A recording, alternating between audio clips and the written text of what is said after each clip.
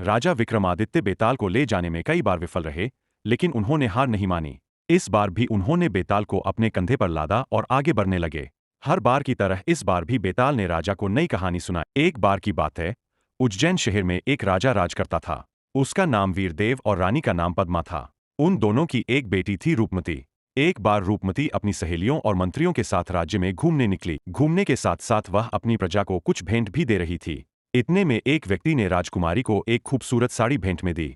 राजकुमारी उस साड़ी को देखकर बहुत खुश हुई। उसने उस व्यक्ति से पूछा, आपने यह साड़ी कहाँ से खरीदी? यह साड़ी बहुत सुंदर है। इतने में राजकुमारी के मंत्री ने कहा, यह साड़ी इन्होंने खुद बनाई है। यह बहुत बड़े कलाकार है। मंत्री की बात सुनकर राजकुमारी आश्चर्यचकित हो गईं। राजकुमारी ने उस व्यक्ति द्वारा बुनी गई दूसरी साड़ियों और कपड़ों को देखने की इच्छा जताई। वह व्यक्ति बहुत खुश हुआ और राजकुमारी को अपने घर चलने के लिए आमंत्रित किया। राजकुमारी ने निमंत्रण स्वीकार किया और उसके घर जाकर कई वस्त्र देखे। वह बहुत खुश हुई और बोली, मन कर रहा है यही रुक जाऊं और आपसे यह कारीगरी सीखूं। इतना कहने के बाद राजकुमारी अपनी यात्रा पूरी करने के लिए फिर निकल पड़ी। राजकुमारी थोड़ी आगे बढ़ी ही थी कि आगे से एक व्यक्ति आया और उसने राजकुमारी और उनकी सहेलियों को कहा कि आगे पेड़ के नीचे शेर है। राजकुमारी ने चौंककर उस व्यक्ति से पूछा, आपको कैसे पता चला? आपने देखा है क्या?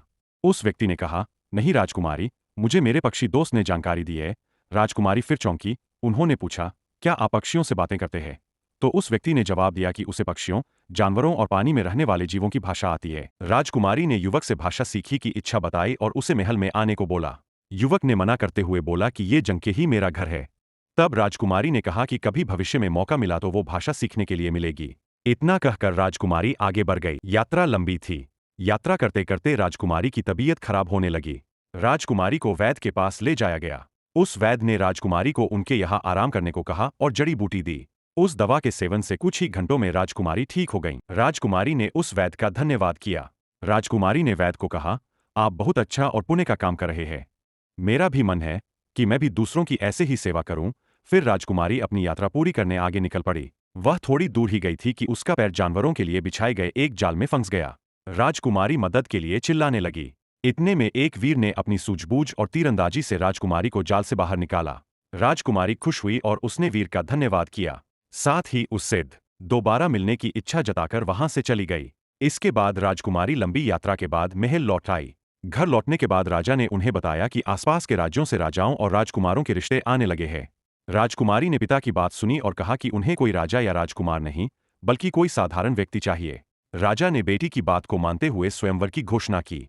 उस स्वयंवर की बात उन चारों व्यक्तियों तक भी पहुंची जिनसे राजकुमारी यात्रा के दौरान मिली थी। वो चारों राजकुमारी के स्वयंवर में पहुंचे।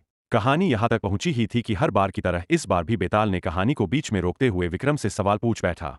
बेताल ने पूछा, राजकुमारी के सामने चार वर थे, एक कपड़े बनाने वाला कलाकार, एक भाषा ज्ञानी, एक वैद्य और एक वीर। अब बताओ इसमें से राजकुमारी के लिए सर्वश्रेष्ठ वर कौन था? राजा विक्रम ने जवाब देते हुए कहा, अगर उसकी तुलना उस वीर से की जाए तो राजकुमारी वीर का ही चुनाव करेंगी।